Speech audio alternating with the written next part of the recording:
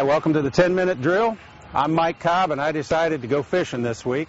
So I'm turning the show over to Michael Wilson, the host of Angler's Advantage, who has a couple of special guests in his studio. So, Michael, it's all yours.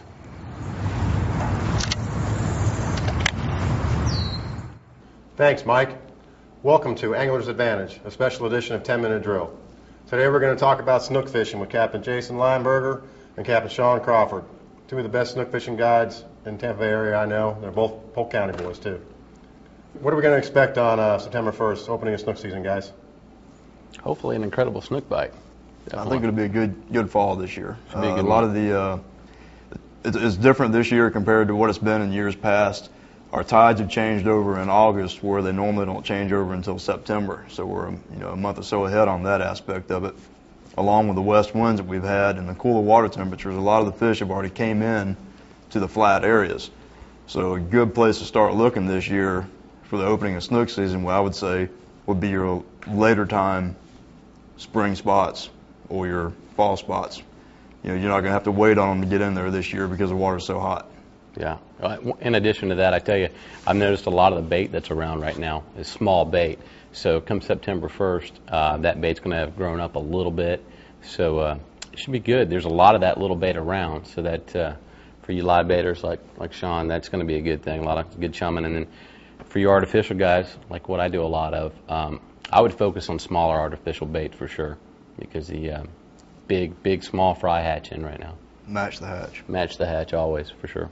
And Jason, you normally fish, what, Tampa Bay, upper Tampa Bay area? I do. I pretty much fish from around the Fort DeSoto area all the way up right on into the Double Branch, downtown Tampa area.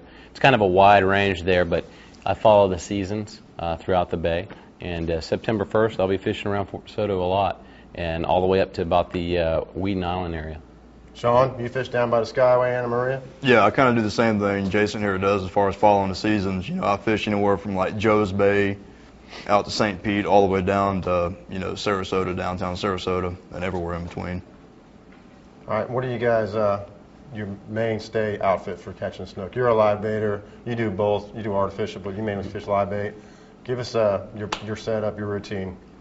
Basically, the more bait you got, the better. I try to start off with a black live well, anywhere from 3,000 to 5,000 shiners, depending on the size of them. Shiners, you mean scaled sardines? Scaled sardines, white bait. Everybody's got a different name for them, but it's the ones that the scales don't come off very easy and they live good. Mm-hmm. You want to match the most important key. I've got a few hooks here, different size hooks. That's the key. You match your hook size to the bait, not the fish you're catching. Mm-hmm. That is the number one key of live bait fishing. A lot of guys go out there with super big hooks like this, and they're using a shiner that's maybe 2 inches long. And they wonder why they're not catching the fish. Exactly. It's not swimming naturally, right? Precisely. You want to swim as natural as possible? Yep. I mean, say you had a white bait the size of this mirrodine here. Size of that one right there, I'd use a hook probably this size right here. Yep. That's like a 1-0 or 2-0? Right through the nose, just like that. It looked almost perfect. Looks so good, I about ate it. It's what's for dinner. It's what's for dinner. Those mirrodines. And the same thing parallels with these artificial baits. Absolutely. I mean, you definitely want to, match the hatch. Again, you can't stress that enough, really. Same with your leader sizes. A lot of guys will go in and they'll be fishing certain areas and they'll be throwing 60-pound leaders when the baits they're using. I mean, that leader is going to show up. And water clarity plays a lot into that too. I predominantly like to use a 25 or 30-pound fluorocarbon. Fluorocarbon. And that's all I use. That's Shawn. That is the ticket. Yeah. 20, 25, 30. Most 25 and 30 is the most commonly used, I believe. Yeah. And I do a little bit of live baiting as well, and I'm right there with Shawn and the fact that we're doing. You've got to match that hook size to that bait. I mean, you get a really big hook, you try to fit it in a little nose of a bait, and it just doesn't work. It just cuts the nose in half, and that's not going to work. And don't be scared to use a small bait. That's what everybody's scared of. They want to go run around the bay looking for huge shiners, and if there's an abundance of small bait, that's what the fish are keyed in on eating. Matching the hatch. Even if you got to use a cork or something to get the bait to them, they're way more willing to eat a small bait than they are big bait, especially this time of year, the water temperature being as warm as it is. Their metabolism slow down in the summertime just like it does in the wintertime. Yeah. So you got to match that hatch. Don't be afraid to use a Cajun Thunder too. A lot of guys, when you have these little baits, throw a Cajun Thunder on, some type of float, and you know what? Take a split shot and put a weight on the bottom of that. Like a DOA deadly combo too? Like a DOA deadly combo. Yeah, you can put a little weight on the bottom. That's going to add weight to your float. That will give you a little bit more weight. You can get that small bait out there a little further. I mean, that helps out a lot. And then, a lot of times what I'll do is I'll take that DOA and I'll rig an artificial under it, that DOA combo, and I've got the float, I got the weight there, and then I can take that artificial and really get it out there. Yep. So September 1st, where are you guys going to be? Not specific, you guys want to give you spots away, but general area. You guys going to be up in the trees, fishing up tight? You're going to be by an oyster bar, out going tide flow? What's your main number one area you're going to go to? A lot of it's going to depend on what happens between now and then. Mm-hmm. There's, like I said, there's fish already up on the flats. I was way up in the back of a small estuary just this past weekend. We were catching snook, snook up to 30 inches. So I know they've moved in. Like I said, I'd be fishing the regular flat areas, that you normally fish in the springtime. Same tide versions and everything else. Yeah. The fish that you're on right now, if you're on some good fish around the beaches and things like that, don't expect those same fish to be there. We do have a lot of fish that are off on the offshore reefs right now that are spawning that will move into their spots, that will kind of fulfill where those fish have gone in the void there. But most of the fish that he's talking about, I'm going to kind of be doing the same thing. I'll be back up around Whedon.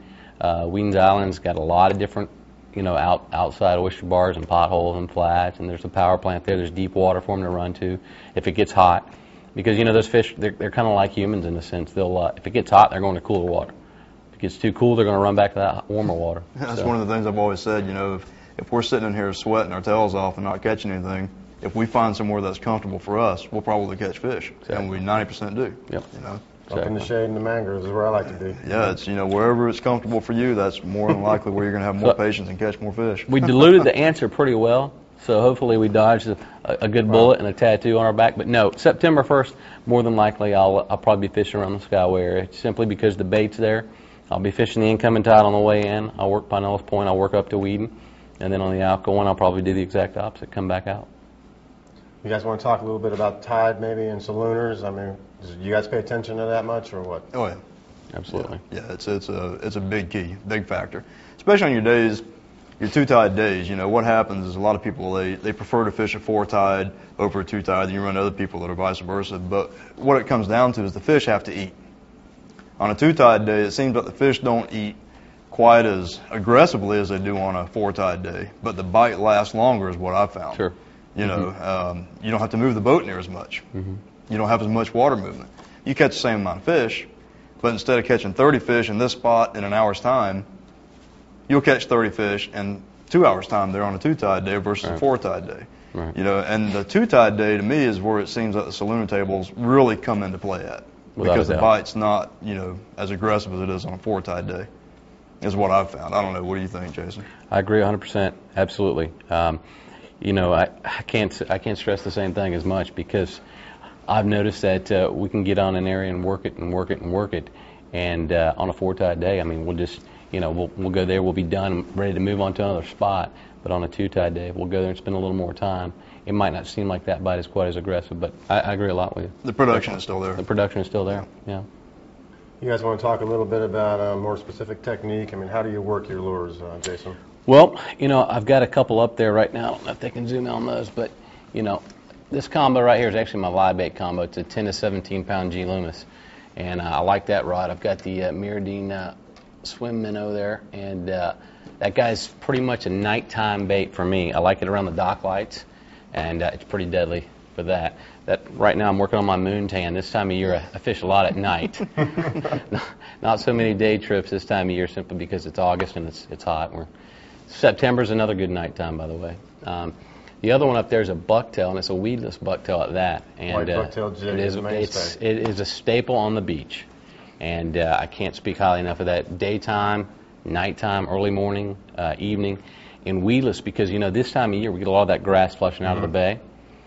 You come dragging a bait in with grass on it, it doesn't look quite as lively and natural. Very natural, yeah. But good bait, and but yeah, as far as action.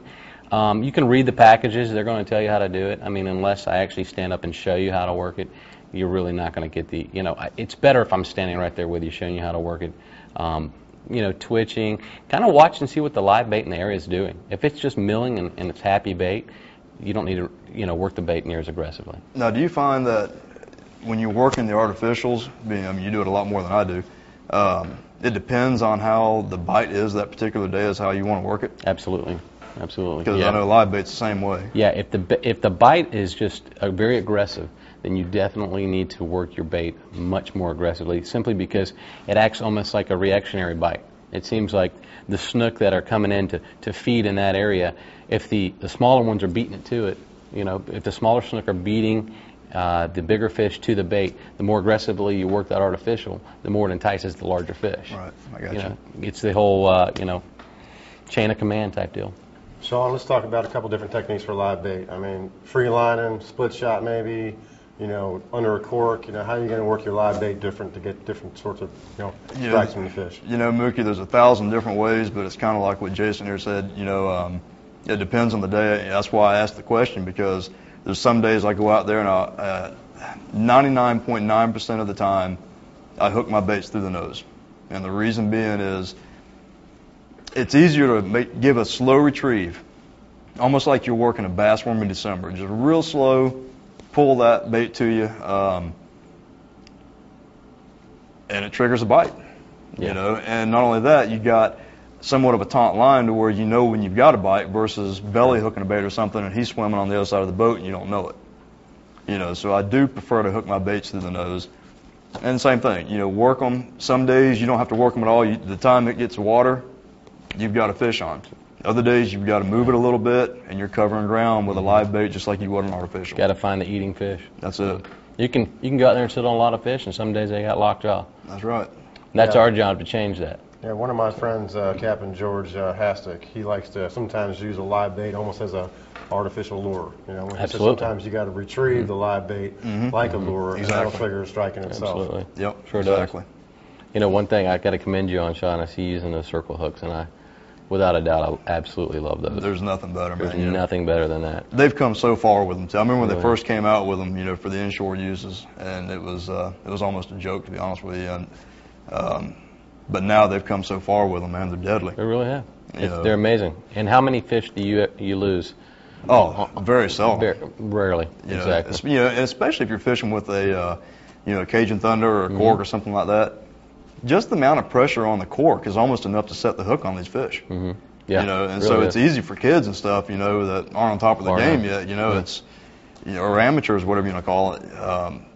It makes it so much easier for us as guides. Sure does. And it's so much better for the fish. I've been working with a couple artificial companies trying to get them to do some treble circle hooks.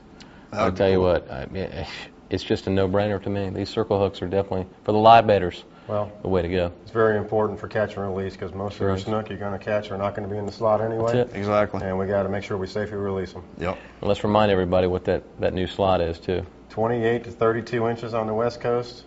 No, 33. 28 to 33 on the West Coast. With a pinch tail. To 32 on the East Coast.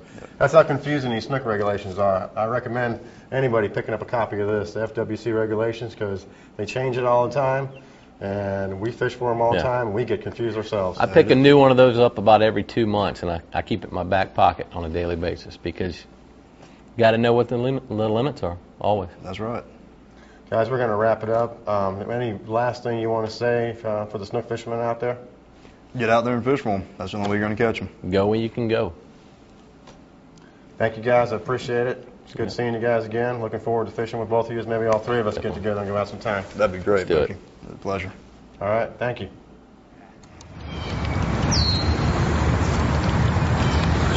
Okay, well, thanks, Michael, and a special thanks to Captain Shawn and Captain Jason for joining us. We appreciate you guys coming in to do that.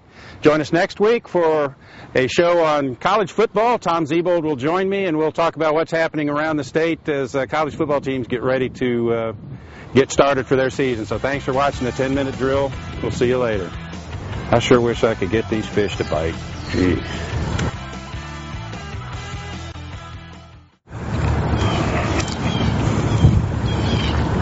There's one out there somewhere. I know there is.